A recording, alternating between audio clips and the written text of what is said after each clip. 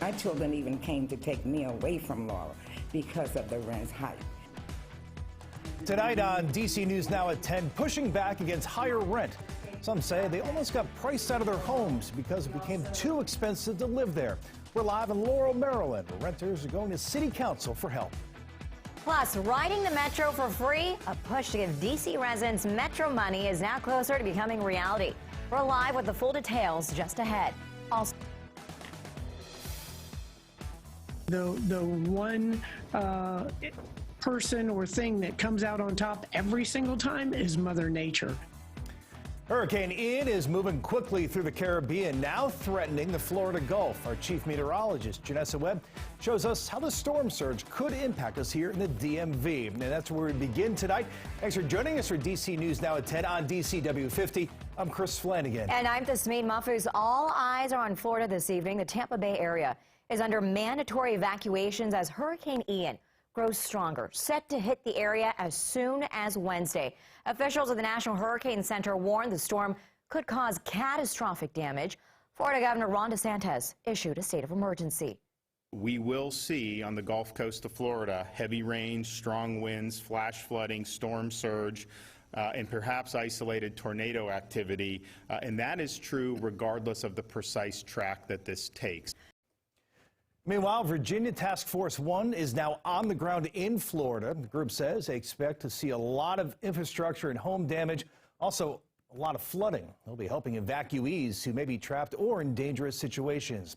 We'll have much more on the federal aid heading to the Gulf later in the newscast. For now, though, let's get right to Chief Meteorologist Janessa Webb. Yeah, she's in the Ford Weather Center tracking the very latest on Hurricane Ian. And Janessa, the storm is getting stronger by the minute. Yeah, we are tracking a Cat 2 at this point, and it has not touched Cuba just yet. The land interaction is really going to make a difference. And so really that's what we are watching. Not seeing a defined eye at this point, but this is a storm system that's going to continue to expand in size and grow strength. Right now, we are watching the outer bands. They are already impacting Miami to the Tampa area. And so the flash flooding will continue to be an issue across that area. The interaction right now about to touch Cuba here in the next hour or so. And we're going to watch if that interaction allows this storm system to be broken down any. So right now, sustained winds, that's a constant wind speed of 100 miles per hour.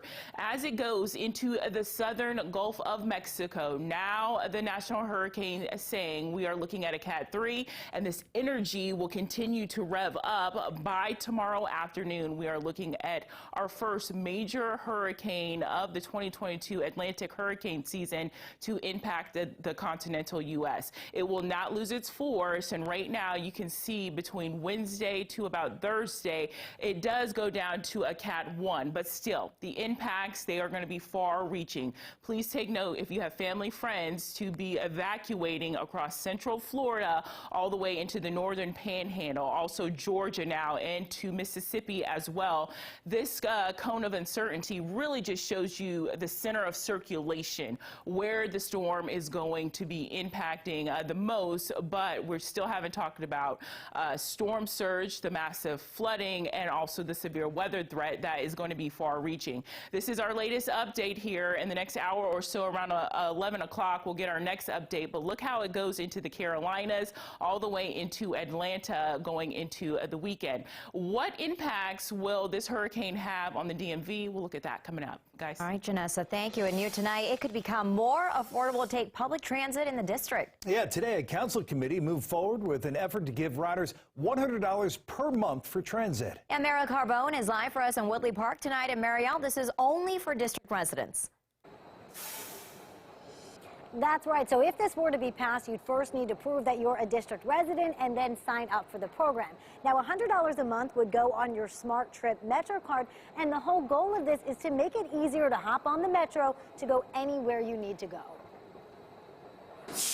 During a typical week, commuters in the DMV are no strangers to the Metro. I go to my class like every week, like 4 days, and I take it like 2 times per day. For students like Naras Safa, the cost can add up. More than 80, but closer to 100. So he supports the idea of a monthly stipend for DC residents. Yeah, it will save me money for like the transportation, especially like I'm a student now. Monday, a council committee passed this bill, the Metro for DC Amendment Act. And we're going to make sure that the cost of using public transportation is no longer a barrier for anyone. Councilmember Charles Allen is behind the bill. If passed, district residents could sign up to receive $100 a month on their Smart Trip card to be used for Metro Rail or buses.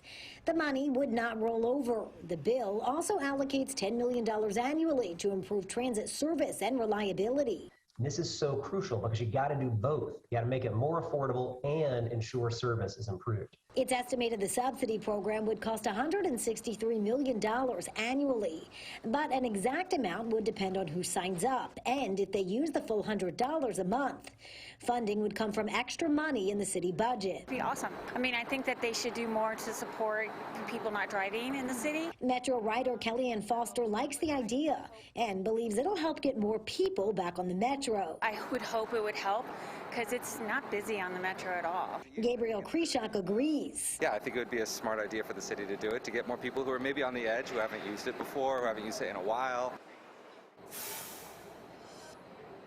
Now, not everybody would qualify for this program, like federal workers who already get a stipend to use public transit from the government, or DC public school students who have their own program. Just because this moved through committee today doesn't mean this is a done deal. This still will need approval from the full council. Reporting live from Woodley Park Metro Station tonight, I'm Marielle Carbone, DC News Now. Marielle, thanks. Well, everything costs more these days. Food, gas, of course, even rent. At noon tonight, some people claim they almost got priced out of their homes because it became too expensive to live there. Dave Laval joins us live from the Laurel Community Center. And Dave, renters asked the City Council for help tonight. Boy, did they ever, Chris, and arguably they had a good reason to ask for that help because they told us that their rent in some cases would have increased by 50 to 100% if the City Council did not step in and negotiate a more reasonable increase with several landlords. Roughly a dozen members of the group CASA gathered in council chambers this evening. They're calling on the city to pass a measure that limits how much landlords can increase rent. City Council member Carl DeWalt told us Laurel used money from the American Rescue Plan to offset some of the hikes and help some renters. But those funds are set to expire in February. DeWalt and other council members said they're working to pass some measure so any rent increase is a reasonable amount. Meanwhile, some of those impacted by the hikes shared their stories with us. I received a letter from our new landlord who told me that I had to move in 60 days or my rent would increase double to $1,600. I didn't know what I was going to do. You know, I was in tears. My parents are like, move back home. I've been here 17 years. I don't want to move back home. So they want to stay in Laurel. They love our city. And therefore, that's why we have to do something to regulate these landlords that are jacking these rents sky high. The City Council is scheduled to further discuss the matter of rent increases during an October 5th planning session. That starts at 6 o'clock. Meanwhile, a rally is set to take place outside council chambers here at the Community Center at 5 p.m. on October 24th. That's right before the full City Council meets. We're live in Laurel. Dave Laval, DC News Now. And developing now, a private university in Virginia is shutting its doors after accreditation disputes and financial difficulties. Yeah, now with students who are just a couple of courses away from completing their programs, they're worrying about how they can finish. Max Marcilla covers Northern Virginia for us, joins us live from Stratford University's Woodbridge campus. Yeah, and Max, we're hearing the closure came as a surprise to students. A surprise and a disappointment. That's how two students described it to me. But the Stratford University president said he kind of knew this is what he had to do once the U.S. Department of Education decertified the school's accreditor. But even as he said that he was disappointed that he had to make that decision, today at a meeting at their Alexandria campus, Stratford University students pushed the president for answers amidst all this uncertainty. Stratford University students were upset and confused after learning their school was ending its operations. They called on the school's president, Richard Schertz, for answers. I didn't ask for this. This is hurting my heart. This video of Schertz fielding questions was captured by Amethyst Whitaker. All of us were on edge. We were very emotional. This is something that we've put our whole lives into. This is something that we were dedicated to for the past several years. She says she is devastated the school lost its accreditation and just needs 6 courses to complete her program. My first thought was, who's going to take us? What's going to happen next? Are we going to have to start over? Are we going to have to retake things? She's not alone. Nursing student Jasmine McEachin says all she wants to do is finish, and finish soon. She's 3 courses away, and she has a job already lined up at Inova. All the time away from our family, our friends, our jobs, our marriages, our kids. People have lives. And for two years, it's been on hold. And just now, it's getting to the sweet spot, and it's just gone. Schertz says on Wednesday, representatives from Chamberlain University, a for-profit school in Tysons, will come and discuss if Stratford students could transfer there. They initially were reluctant because they didn't think they had the capacity.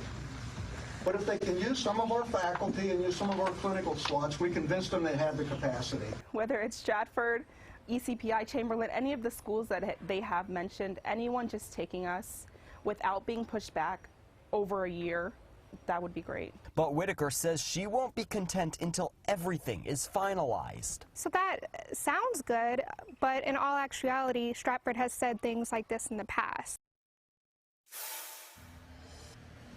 Now, even though the Department of Education said that Stratford could remain open under a provisional certification for 18 months, Stratford's president said he couldn't do that because over those 18 months, the university couldn't bring in new students, and he said financially they wouldn't be able to keep the school open. Reporting live from Woodbridge, Max Marcilla, DC News Now. Well, officials in Frederick County, Maryland, planning out a multi-million-dollar grant aimed at improving safety for both firefighters and civilians. Well, the move comes in the wake of the death of a battalion chief. Coming up, I'll show you in a full report how the money could help save lives. But first, major preparations are underway in Florida as a state of emergency has been declared ahead of Hurricane Ian. We'll show you how the federal government is stepping in and sending help tonight.